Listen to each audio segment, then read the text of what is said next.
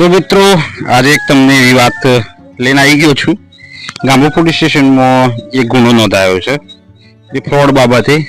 જેવી રીતે કે જે પેલા હાથીવાળા જે મદારીઓ તો બુવાજી મદારીઓ કહેવાય જે કહેવાય એ મદારીઓ લોકો ગામો પોલીસ સ્ટેશનથી નીકળ્યા છે અને એ લોકોએ આપણે એક વ્યક્તિ નામ નથી દેતો એ વ્યક્તિના સંપર્કમાં આવ્યા અને તાંત્રિક વિધિથી કે અમે તમારું દુઃખ બધું દૂર કરી આલશું એવું કહીને અને એ લોકોએ આ લોકોને માયાજાળમાં ફસાઈ દીધા અને ફસાવીને પછી આ લોકોને બોલાવ્યા ઈવણની જગ્યા ઉપર લુણાવાડા તાલુકામાં તેઓ હતા જગ્યા ઉપર બોલાવીને આ લોકોને કે તાંત્રિક વિધિના ભાઈ આટલા પૈસા થશે તે આ લોકોએ તાંત્રિક વિધિ કરીને આ લોકોને વશમાં કરીને અને પછી તાંત્રિક વિધિના પહેલા 14 લાખ માગ્યા।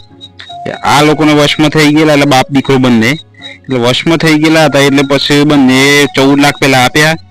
પછી બીજી વખત ફોન આવ્યો કે ભાઈ તાંત્રિક વિધિ અડધીથી સરથી બાકી છે એટલે મારે બીજા 14 લાખ જોઈએ।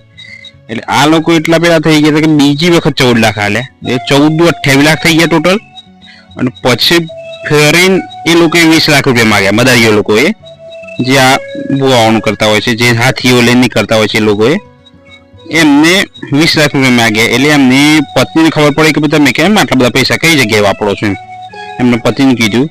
એટલે પછી એમને કીધું કે આવું થયું છે એટલે તાત્કાલિક એમની પત્નીએ સાહસ કરીને ગામો પોલીસ સ્ટેશન આવી રાતોરાત ગામો પોલીસ સ્ટેશન આવીને પોલીસને જાણ કરી કે આવી પરિસ્થિતિ છે તો તાત્કાલિક કડક પગલાં લે તાત્કાલિક દિવસે હિંમતનગર LCBનો સંપર્ક કરી અને તાત્કાલિક સંપર્ક કરીને ત્યાં હોતર ઘટના સ્થળે પહોંચી અને પૈસા અને મુદ્દામાલ રિકવર કર્યો છે।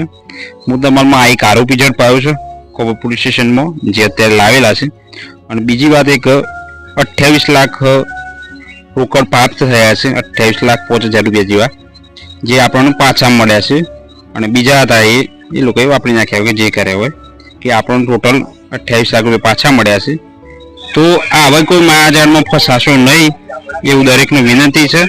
તો તાત્કાલિક કોઈ પણ આવો કોઈ ઢોંગી કોઈ ધતિંગવાળો આવે તો તાત્કાલિક પોલીસનો સંપર્ક કરવા વિનંતી। જય હિન્દ, જય ભારત, નમસ્કાર।